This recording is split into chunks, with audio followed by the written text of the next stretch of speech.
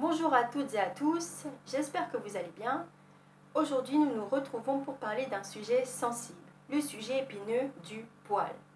Oui, la question de l'épilation, c'est une question en fait qui est très importante, même si elle paraît futile, et surtout c'est une question qui remet en cause pas mal de normes de notre société. Alors, elle m'est venue à partir d'un constat. Le constat, c'est que de nos jours, le poil dérange, le poil dégoûte, le poil doit disparaître. En particulier chez nous les femmes. Déjà, l'épilation, si on réfléchit bien, c'est quelque chose que tout le monde pratique sans y réfléchir. Il suffit de sortir dans la rue un jour de beau temps, ou bien si vous avez la chance d'être dans un pays où vous pouvez porter des habits légers, eh bien, regardez bien, les jambes des femmes sont glabres. Tout ça, ça part d'un constat que voilà, c'est quelque chose qu'on s'impose sans même savoir pourquoi. Euh, Moi, je me suis demandé comment ça se faisait, et je me suis dit, mais peut-être qu'il y a des avantages à s'épiler et que c'est pour ça qu'on le fait. Sauf que les arguments qui sont souvent mis en avant, c'est lesquels? C'est le poil, c'est sale, donc l'épilation serait plus hygiénique. Mais non, au contraire, le poil sert de barrière protectrice pour la peau. Le poil aide à réguler la transpiration. Donc le poil, ce n'est pas sale, c'est juste naturel. Ensuite, l'argument que le poil, c'est laid. Comment se fait-il que quelque chose de naturel, qui appartient à chacun d'entre nous, qui est présent chez chacun d'entre nous, évidemment en plus ou moins grande quantité, selon notre type ethnique, comment se fait-il que ça, on le rejette? C'est comme si on rejetait nos cheveux, c'est comme si on rejetait nos bras. C'est vraiment le rejet d'une partie de nous-mêmes pour des causes non pathologiques. Donc ça, c'est vraiment un argument qui est étrange. Le poil est laid. Non, le poil n'est pas laid. Le poil, juste, ça t'appartient et voilà. Ensuite, le poil, ce serait vu comme viril, comme masculin. Le poil, ce ne serait pas féminin. Pourtant, il faut quand même rappeler que, à la base, le poil, c'est un signe seulement de maturité sexuelle. Le poil, ça apparaît à la puberté aussi bien chez les jeunes filles que chez les jeunes garçons. Sauf qu'une jeune fille qui arrive à la puberté, elle va voir ses premiers poils et on va lui dire fais-les disparaître, cache-les. Il ne faut pas que tu sortes poilu. C'est obscène, c'est irrespectueux. Alors qu'au contraire, un jeune garçon, on va lui dire ah, tu as des poils, tu deviens un homme, ça y est. Donc là, il y a quand même deux poids, deux mesures, et il faudrait qu'on se pose la question de pourquoi c'est comme ça. Il y a un autre argument qui revient souvent, et en particulier de la bouche de jeunes femmes, de jeunes filles elles-mêmes, c'est que je me sens bien ainsi, je me sens mieux ainsi. Donc, c'est ce qu'on disait un petit peu tout à l'heure, c'est un phénomène naturel de rejet, et on dit je m'épile pour moi, pas pour les autres, mais dans ce cas-là, quand c'est l'hiver, pourquoi tu t'épiles pas? Et pourquoi tu t'épiles quand tu as un rendez-vous galant? Pourquoi tu t'épiles quand tu dois aller à la piscine? Pourquoi toi, toute seule sous ta couette là, tu t'épiles pas? Voilà. Donc ça veut dire qu'au fond, on ne s'épile pas pour soi, on s'épile pour les autres. Donc là, il y a quand même une remise en question, d'autant plus que l'épilation, eh bien, ça fait mal. Quand je dis ça fait mal, évidemment, il y a différents degrés de douleur selon la méthode utilisée. Je pense qu'il y a en gros 5 méthodes d'épilation qui existent actuellement. Alors il y a le laser, la crème dépilatoire, le rasoir, la cire et l'épilateur électrique. Des méthodes non douloureuses, il y aurait le rasage et la crème dépilatoire. Sauf que ces méthodes-là, au final, peut-être que sur le moment elles ne sont pas douloureuses, mais il y a quand même des effets à long terme dus à la pénétration des produits dans la peau qui sont pas très recommandables. Pourquoi? Parce que dans le rasage, en fait, on n'enlève pas le poil, on le coupe à la racine. Dans la crème dépilatoire, on le fait tomber à l'aide d'un processus chimique.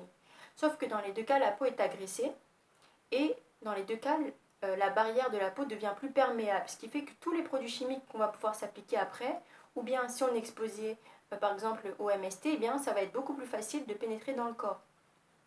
Donc ça, voilà, peut-être que oui, sur le moment, c'est pas douloureux, mais à long terme, il y a des risques et surtout, c'est comme le mythe de Sisyphe. C'est-à-dire que ça revient indéfiniment et c'est une perte de temps considérable. On se rase, 3 jours après, il faut revenir. Certaines vont me dire que oui, selon la pilosité, on peut attendre une semaine. Certes, mais ça fait quand même une fois par semaine revenir à cette question d'épilation. Ensuite, pour les méthodes plus douloureuses, pour le coup, ça dépend de la sensibilité de chacune et de chacun, certes. Mais par exemple, moi, l'épilateur électrique et la cire, je ne peux pas me l'appliquer toute seule. C'est beaucoup trop douloureux, ça me fait pleurer. Donc du coup, pour la cire, il faut que j'aille à un institut. Sauf qu'aller à un institut, c'est un budget. L'épilateur électrique, c'est un budget.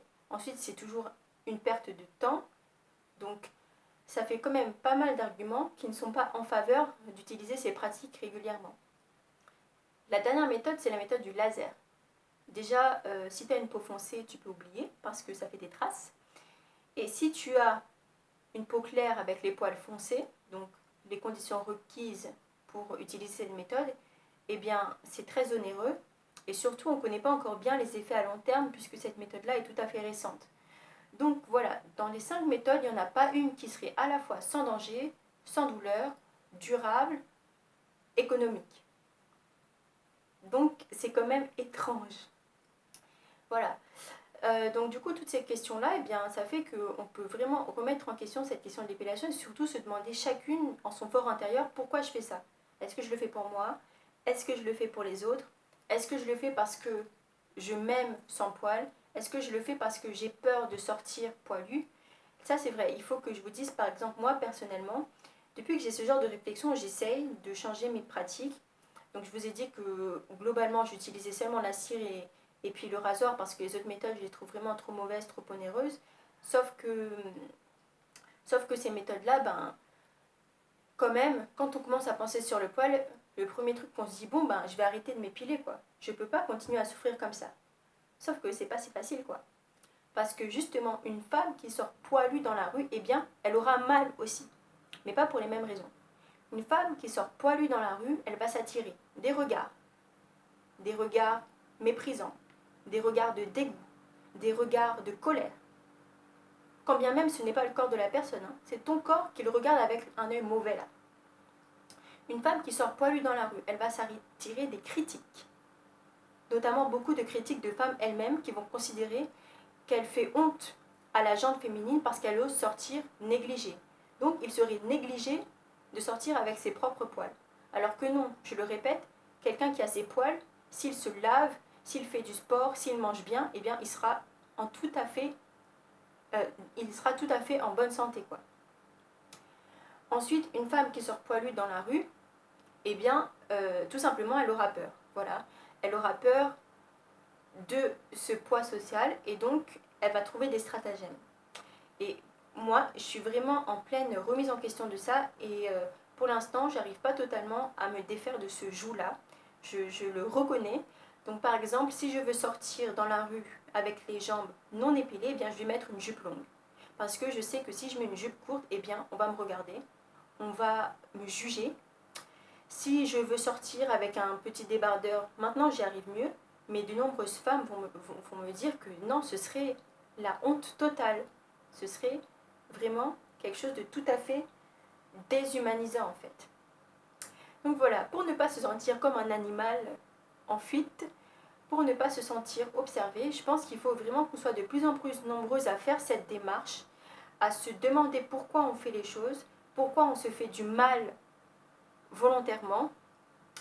Et ça va peut-être, en tout cas je l'espère, nous amener à reconsidérer notre propre corps, à reconsidérer ses pratiques et aussi à changer le regard des hommes. Parce que oui, c'est vrai, je fais quand même cette remarque.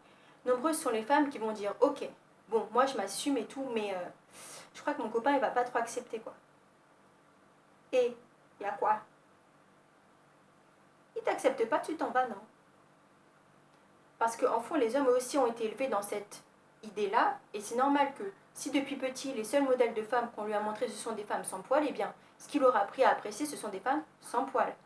Donc voilà, je pense que vraiment, c'est limite un travail, c'est limite un devoir qu'on a pour celles qui se sentent prêtes, pour celles qui ont eu cette réflexion aboutie. C'est limite un devoir de sortir, de montrer aux hommes, de montrer aux jeunes enfants que oui, une femme, ça peut avoir des poils tout en restant féminine selon les critères de la société, tout en aimant se maquiller, tout en aimant se mettre en valeur. Je vous remercie d'avoir écouté cette vidéo. N'hésitez pas à rebondir sur ce sujet si vous avez des remarques, si vous avez des points que vous aimeriez que j'approfondisse. Si vous-même vous voulez partager votre expérience d'être avec des poils, d'être sans poils, si vous n'êtes pas du tout d'accord avec cette façon de voir les choses. Je vous remercie et à bientôt.